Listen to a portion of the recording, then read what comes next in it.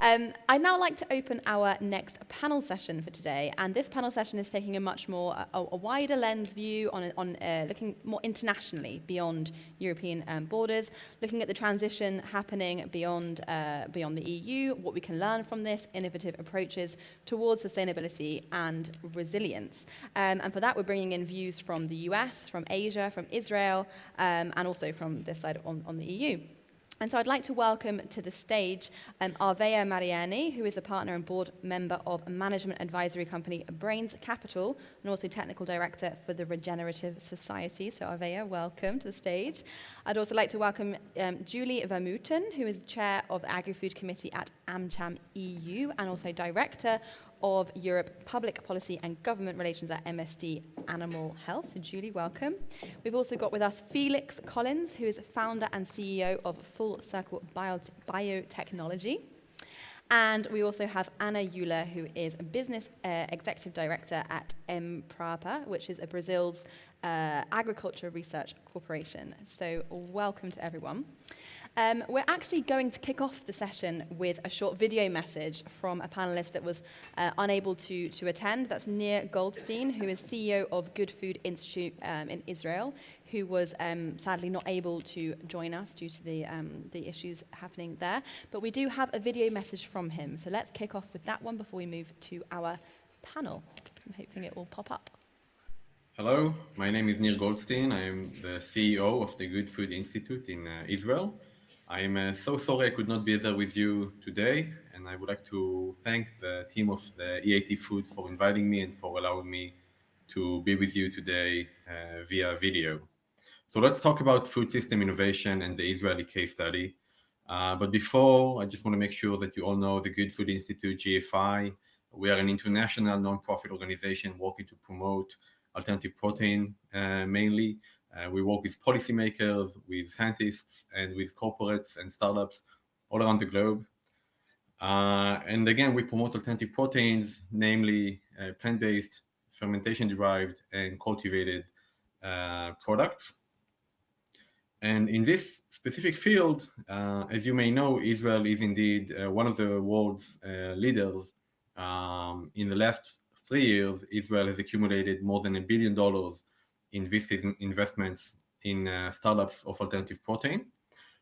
We have more than 60 active startups all the way from pre-seed and seed via the different stages of startup growth, all the way to some startups already being in the market. And of course, a very important part of the Israeli ecosystem is our academic labs.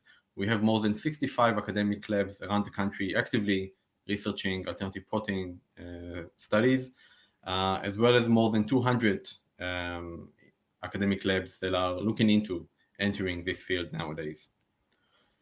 Now, when we talk about building a food system, a food innovation ecosystem, it's very important to identify what is the motivation that stands behind this government wish.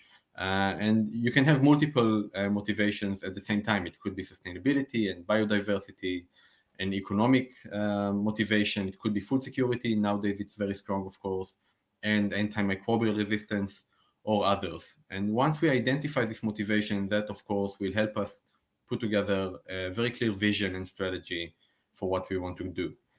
When we talk about food security, for example, we can use innovation to target inefficiencies and enhance resilience. And for example, in a time when food systems are insecure, it's very important to tackle how we use our calories. For example, can we reduce the calorie ratios that we need in order to get beef out of a cow, which is not currently 34 calories that we use to get 1 calorie out of a cow for human consumption? What can we do with innovation in order to have a better ratio of calorie input and output? Traditionally, with food security, you would see 3 pillars. We have studied more than 40 national food security strategies across the world. We've seen that most of them tackle import, domestic production, and storage. And when we take a look at alternative proteins as a food security we can see that across all 3 pillars, there are significant advances Of course, it is less input intensive. You can diversify. You can have a more flexible and a better time to market and a longer shelf life. And in addition, a country that has alternative protein innovation can have a strategic technological asset that it could leverage in a time where the world needs more and more such assets. So after we identify the country's motivation, it's very important to set together a very clear vision. In the case of the Israeli government, the vision that was set by the Innovation Authority is that we would like to be a leading innovation hub, including production, so not only startups, but also to make sure that we have manufacturing for local and regional use, for humanity's food security and net zero goals. This is what the Innovation Authority put together as its vision for our food system innovation goals just last year. But we also have other examples. For example, in Singapore, the government a few years ago declared that they would like to produce 30% of foods locally by 2030. And the UAE that decided that they want to be a world leading hub in innovation driven food security, moving up from being ranked 31st globally in the food security index all the way to being the world's most food secure country by 2051. So when we have a motivation and vision, it's very important to set together a strategy, which needs to be holistic. It needs to be tailor-made for the specific country, detailed and industry driven. And in the case of the Israeli strategy, G5 was very happy to work together with the Ministry of the Prime Minister and the Innovation Authority to put together a national strategy for making Israel a global leader in the future for alternative protein. And what we wanted to get to is to have a complete innovation value chain. So we took a look at what needs to exist in the country in order to have a complete innovation value chain, all the way from the research and development through the production, all the way to allow that demand and consumption can happen. And the government's directive and strategic approach was that the government will only intervene where they can effectively overcome value chain gaps or leverage unique opportunities. So we analyzed the innovation value chain that exists in Israel for food innovation and found multiple ways in which the government can intervene effectively. The first field was in research. Of course, this is the basis for every food innovation.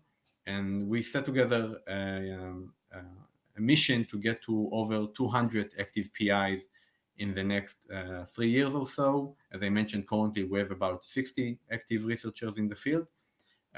Two means that the government used to get to this goal were one, to declare alternative protein innovation as a top 5 national research priority that happened last year, and also to put together a plan for an annual research grant. And the government is currently funding more than 15 research projects in alternative protein every year. And this is a combination of work between the ministries of agriculture, science, and again, the Innovation Authority. When it comes to innovation, we wanted to make sure that the government works in order to bridge some of the business gaps that we identified, such as risky long-term project funding, the relationship between the academia and the business sector, and how can they effectively and openly share and exchange knowledge. And a very specific gap that we had in Israel for these technologies was scale-up infrastructure. Companies that put together novel technologies did not have the infrastructure that will allow them to make them in scale. So two things that the government did already in the last couple of years were one, to put together the world's first, at the time, cultivated meat consortium at an investment of more than $18 million that brought together over 14 companies and 10 academic labs working together on cultivated meat projects to make sure that they can exchange knowledge and IP internally in a safe way.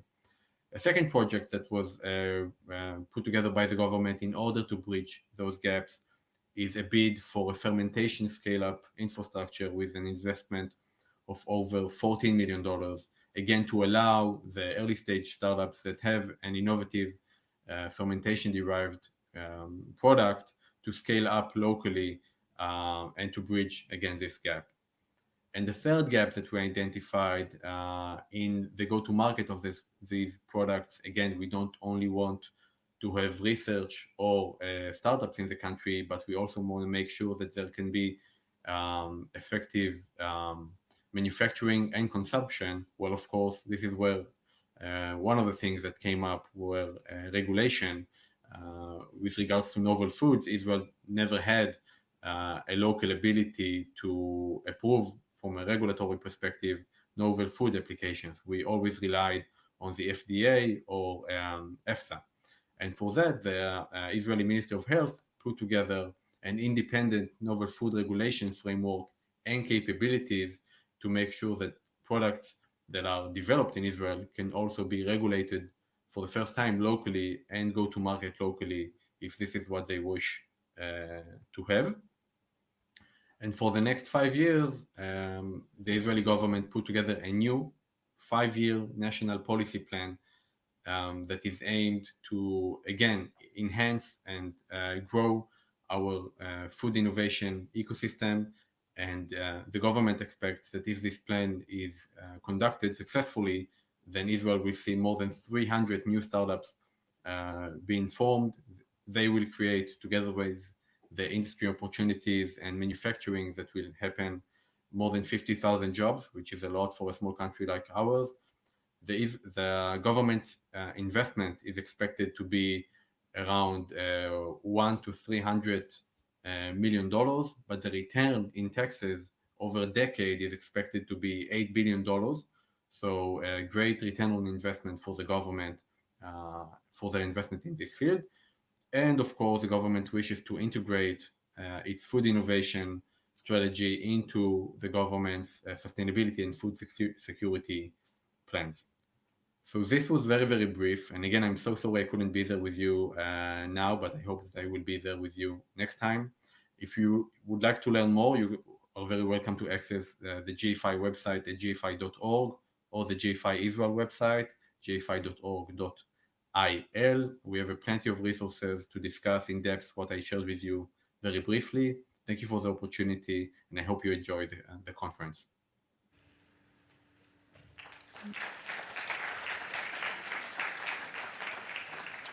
Excellent. So thank you again to Nir for bringing his perspective from Israel there. And like I said, this panel is supposed to be about bringing the different flavors from the different countries across the world to the EU environment here. I'll just remind everyone to keep your questions coming on Slido, and if you have any questions for our panelists, be sure to do that as we go along. But we're going to start with a quick tour de table.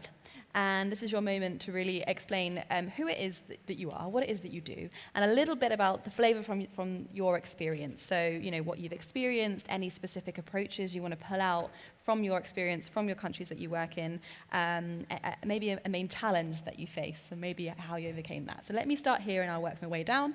So Arvea, let me start with you. The floor is yours. Thank you very much, Natasha. Arvea Marieni. And I'm technical director.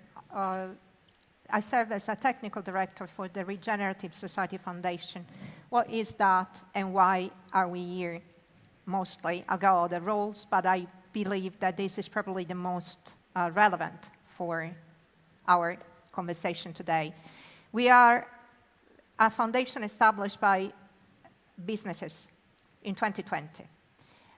Among those businesses, we are 18 large undertakings at the moment for European proportion. We are representing around 5 billion euros turnover. Among those companies, we got names such as, brand names, you know, Illy Caffè, Mutti. We're Italians mostly. We are developing and welcoming friends and partners from other European countries. We're not only doing agriculture. Why? Because transition is the new model of collaboration, enhanced collaboration, cross-sector collaboration. We got companies in digital twinning, we got companies in the construction industry, and our work and and this is the mission that our founders gave us and pay us for, is to help them develop regenerative models. This is a concept that starts in the United States with the Rondell Institute in agriculture, and it goes and is applicable everywhere. And the thing is that we're not a think tank, we're doing that. And today I will give you some of the examples. I'm also here to talk about China. For a long number of reasons that I will spare you, it's not important, but I am specialized on environmental and climate cooperation between the European Union and, to an extent, also the United States.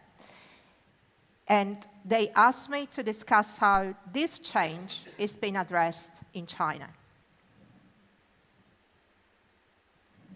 Okay. That was the introduction. Excellent. Okay. We will dig further. Sorry, I didn't realise that. Excellent. Okay. Good overview, and we will obviously dig much further in to that perspective from China in the discussion. Do we need to go immediately to some juicy pieces, or if you would like to, but we could come back to the juicy pieces. The main messages that I think will be the key takeaways for everybody. Enhanced cooperation. It means across sector, across countries. Because the challenges that we are facing, we're not going to solve them.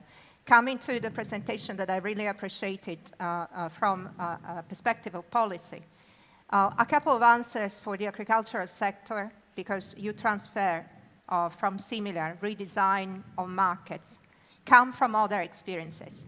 Because the problems are the same. You are addressing a change in the pricing system across the energy sector, across the resource sector. And this is what we're doing, and this is why you need to change completely the rules of the market. Because if you're approaching a post-fossil, resource light, fertilizers-free, chemical-free, chemistry-free, or freer, less polluting, more circular, regenerative, you cannot regulate markets with the same rules that are being conceived for a fossil-based society. And this is the main takeaway that I will give, and I will try to give you an example of what is happening in China. And another point is that there is a convergence between what is happening here and the Green Deal and the 1+N, which is the Green Deal of the Chinese leadership. After the pledge for carbon climate neutrality, we can detail later. For the agricultural sector, the second fundamental takeaway is that if you change completely the market, and I'll give you an example of for instance, the operating models of Muti or Illy, or even other companies such as Planet Farms, you will need to change the way you pay resources. Illy, for instance, who is practicing more and more regenerative production of coffee beans and Arabic in a number of countries, is paying 30% more than its competitors, its supply chain. And this means collaboration. Muti is doing the same in Italy, 10% premium price for its own supply chain. Why? Because if you need to put at the very center of our actions in every market, climate and environmental KPIs, then you need to change the way you distribute the margins. And that means as well that you will have to shorten probably the distribution chain, and this is another way to address the issue. And I will show you that the community-based experience in China, to a large extent, FAO, who's led by a Chinese director general, is describing this experience, is also a way to address the issue. There are many, many elements to redesign. Just would like to make a joke to the economist and the policy expert. When Nordhaus gave his speech for the Nobel Prize, he basically described a model, the ICE, which would put like the optimum, you were talking about the optimum and the integration of externalities, at 4 degrees Celsius increased temperature. Well, guys, we are dead. In Italy or in the Mediterranean, 29% increase of drought, no water, and this is going to get worse. In the fruit valley of Emilia-Romagna, minus 33% of productivity for many of the fruit kinds and producers. This is what we are facing, and I wonder, what are we trying to defend? Because these markets will not be sustainable, and this is exactly the reason why 18 companies with 5 billion euros turnover joined forces together to try to tell us, help us change completely the way we do business. And another thing is, most likely, Andrea, for instance, and go online and try and listen to some of the speeches he gives. Is an excellent speaker. Andrea knows that in the future, based on the changing environments, most places, almost all the places where we can cultivate coffee beans will be gone by 2050.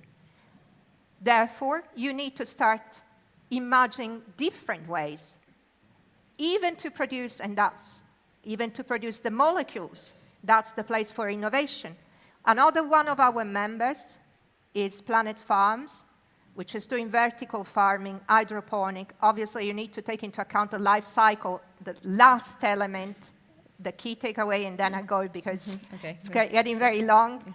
Integrated life cycle, including product environmental footprints. Is holistic. The professor was explaining it before. The trade-offs. You can only manage trade-offs in any, let's call it transition, when you got an oversight of all the elements. And that's why I say freedom of markets, the traditional liberal approach is maybe not the right one for the transition. Okay, thank you very much. Julie, let me come to you now for your, can you give us an overview? You have an interesting kind of perspective here, having a foot maybe on both sides, talking about the US perspective and also the EU. Can you give us a little overview about your experience there and maybe some challenges that you faced in your work? Maybe I'll start with explaining what AmCham is, because I've seen a few people during lunch and say, AmCham, what's that? AmCham is the American Chamber of Commerce with the European Union. And we speak for the US business here in Europe, so we're, let's say, a lobby organization. I'm one of the 30,000 lobbyists here in Brussels. As a company, we are members of AmCham, together with, I think, 170 other companies operating in the European Union. So we provide jobs here, we've got factories, and we provide capital and etc. to the European Union. So we've got an interest in making the whole operability of our companies and our businesses here sustainable. I work for a company called MSD. We produce medication for humans and animals, and I'm in the animal health sector. So in that capacity, also a lot of people say, oh yeah, what are you doing here on stage? Well, all the animals you have around you, be it livestock or your companion animals, need to be healthy for a disease-transmitting perspective, but also if you consume them, their products, then not the whole animal. But so that's very important. That includes fish. We also produce vaccines for fish. And I'd say in Europe, we've got 30 factories, so that's quite something.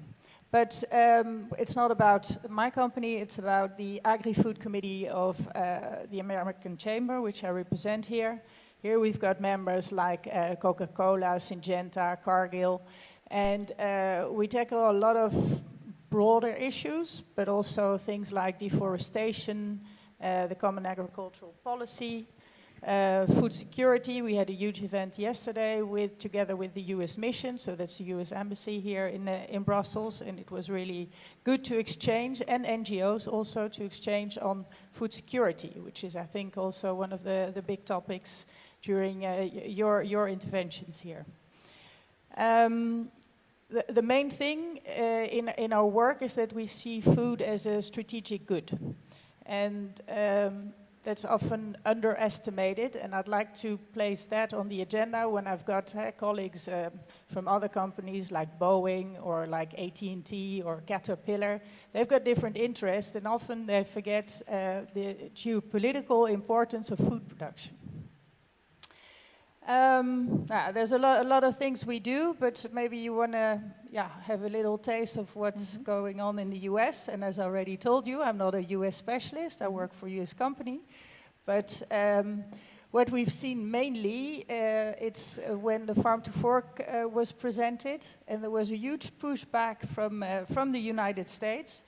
Via their economic research service, they have issued a report which stated that the Farm to Fork wouldn't bring food sustainability, food safety, etc., but would bring a very unsecure situation when it comes to food production productivity. So the US is very critical towards the Farm to Fork. And we as the American Chamber try to mitigate that impact by being a bridge builder between the European Commission and the United States Department of Agriculture. The United States has issued himself also a series of measures. And I think what it's all about here, it's not the destination, but it's the journey. So sorry, it's the other way around. It's the destination that yesterday I had another speech, so that's why, sorry. Yeah. So it's not a journey. Obviously, both big powers have decided to go on a different way, but they agree on the destination. There's what I see a clear will to keep on continuing to have a dialogue, because at some point there was a clear break. Yeah, that also depends on politics on both sides, but the dialogue is there. And in November 2021, both sides of the Atlantic decided to set up this EU-US transatlantic collaboration platform. And here the aim was to benchmark each other's journeys, but also bringing back a form of trust. It's not because in the European Union we do something that you have to apply it exactly in other sides of the world, or because the United States have a certain vision on success and innovation that we should do it here in Europe. So there's a lot of mutual understanding that has to be kept on going through dialogue, exchanges, benchmarking. And I'll close off by saying that that there is a difference in approach between the United States and the US. I see in the United States it's more around incentives, and we like to regulate. It's more what we call the carrot and the stick, but it's also the one is more bottom up and the other one is more bottom down. And I'll close here because I'll leave you room for questions. Thank you very much for that overview. Felix, let me come to you now. Can you explain a little bit about the work you do with Full Circle Biotechnology? What is this? And as I understand, you started in Thailand, and maybe a little bit of a discussion about why that, what was behind that choice, that decision? Sure. Thank you very much, Natasha. It's fantastic to be here. Very much appreciative. So at Full Circle, we describe ourselves as a nutrient recapture company. Effectively, we look at the food system. We see where there's nutrients that have escaped the food system, normally agricultural, industrial byproducts. And then we recapture those nutrients through an ecosystem of insects and microbes, around 10 different species in that ecosystem. It's a combination of solid-state fermentation and insect production running in parallel. I'll spare you the details. But yeah, as Natasha mentioned, we are based in Bangkok. We have our headquarters in Singapore. I arrived this morning, so if I look exhausted, it's because I haven't slept. And we were based in Bangkok for several reasons. Most presciently, I think, talking to startup colleagues today, is that the environment seems to be pretty startup friendly in Asia, especially when you're looking at biotech, especially when you're looking at tech development costs. I heard numbers today saying consultancy for EU regulatory approval costs between 300 and 500,000 euros. In Thailand, we received government approval this month, and that cost us a few thousand at most. And from my perspective, outside of the EU, not really knowing too much about how the nuts and bolts of the EU works. I could see some things that are working very well, and I think the threat of carbon taxation and high standards in the EU is really hitting home in Thailand as an exporting country. I've spoken to people from government, people from some of the leading Thai banks, and they are factoring into their decision-making right now potential carbon taxes that haven't been announced yet in food.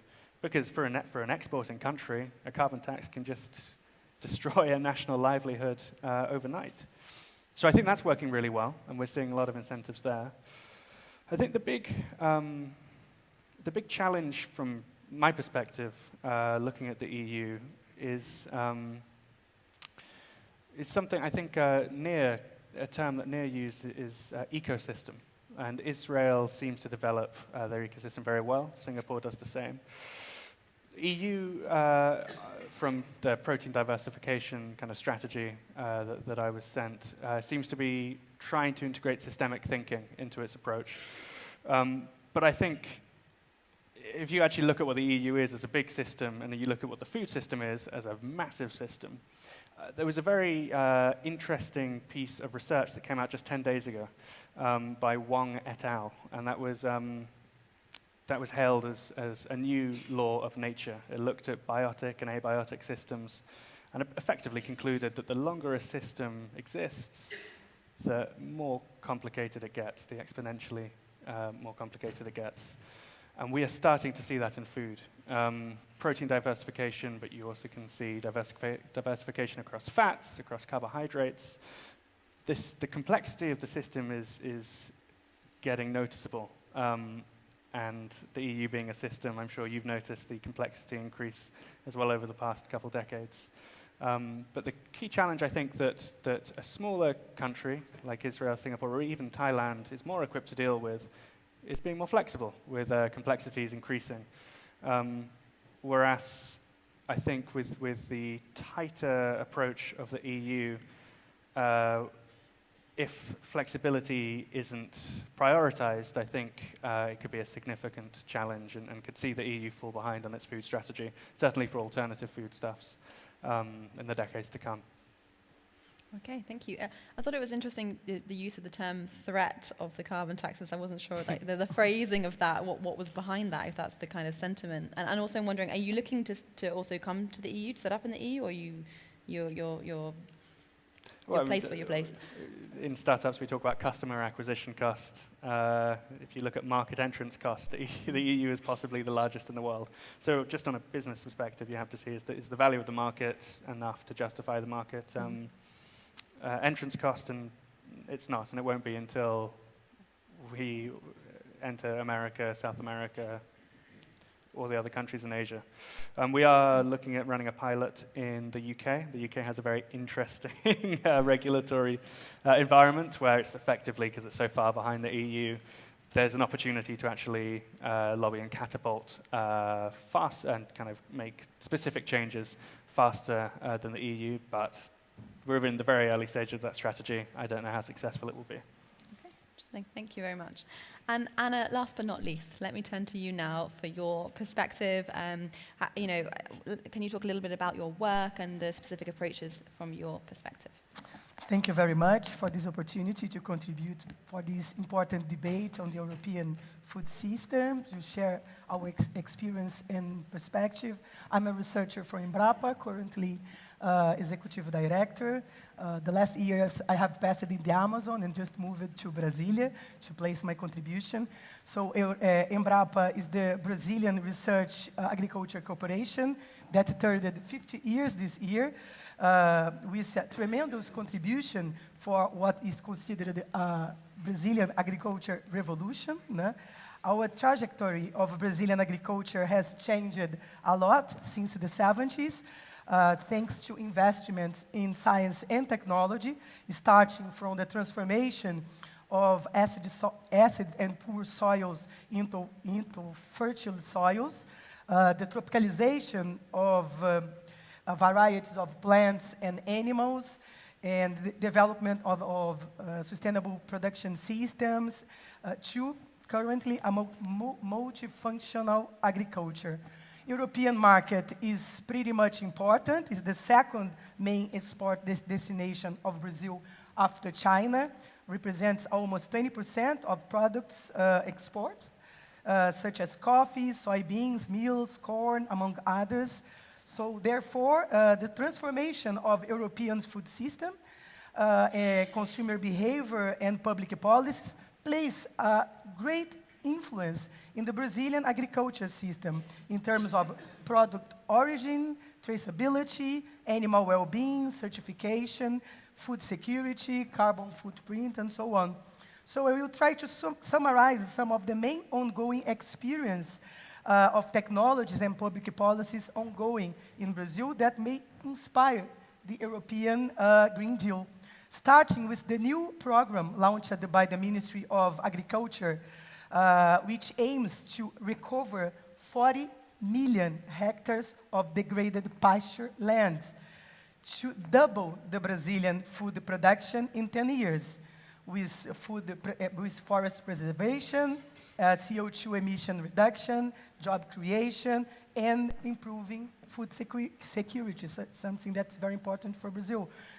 Main technology strategies are the use of improved varieties of forage grasses, intercropped with legumes species associated with biological nitrogen fixation. The integration crop livestock forestry system, the non-tillage system, the systematically substitution of agrochemical by bio-inputs, and I will emphasize specifically this point. This is already ongoing. Nowadays, Brazil has more than 500 different bioproducts registered among bioinsecticides, biofungicides, growth regulators, biological agents, and 230 of them were released in the last 3 years, pushed by the Bioinput National Policy that aims to substitute chemical inputs for biological ones, with market growth of 37% on the last year, only in the last year.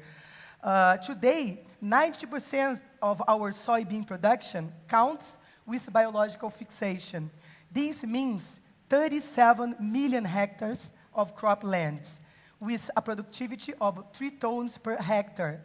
That means an annual economy of about $14 billion in nitrogen fertilizers and a reduction in emissions of about 200 million tons of CO2 equivalent. Another good example is a new launched bioinput that is made of 2 bacteria, one from the soil and another from the corn, from maize, and that increases the soil phosphorus capture by plants, along with the increase of soybean production. It's already applied in about 3 million hectares of crops in 2022. It is Embrapa technology, and other new bio-input products are coming. The non-tillage system that reached 40 million hectares in the season 2021-22 is another example of sustainable production system that protects the soil, sequestrates carbon, and saves water. It is adopted by 70% of Brazilian grain production, with estimates of emission reduction in order to 2.9 tons per hectare per year of CO2 equivalent. Finally, I would like to mention the Plana VEG program. That's the National Native Vegetation Recovery Policy, led by the Ministry of Environment and Climate Change, that aims to restore 12 million hectares of Brazilian native vegetation by 2030, in accordance with the Brazilian NDC's commitment, part of the Paris Agreement. Part of this restoration is of productive forest of small farmers to produce food. Brazilian environmental legislation is one of the most conservationist in the world. In the Amazon, for instance, private properties have to maintain 80% of forest cover. In the Atlantic forest, 20%, in the Cerrado, 35%. Of course, it's not an easy goal, but market-driven agreements, such as the Roundtable on Sustainable Soybean and Cattle, and governmental policies, such as the Brazil Development Bank Floresta Viva program, are key factors for moving the agenda on. In short, Brazil is one of the world's largest food providers and will continue to be, both in volume, but also in quality and respect for environmental targets and certification standards. And its agriculture is based on science, and at the same time, we can help the growing population in poor countries. We are able to deliver high added value products for demanding markets such as Europe. Thank you. Excellent. Thank you very much. Well, that was quite a whistle-stop tour through all these different countries' experiences, wealth of experiences. So thank you very much for bringing it to the stage. I would love to have dug in a bit deeper to each of these experiences, but unfortunately, I'm very conscious the clock is ticking and that everyone will need a coffee break. But perhaps if you have any further questions for our panelists, you can take that to the coffee break. So I'd like to thank you all for your contributions. Yes, we can have a round of applause, yeah. Thank you very much.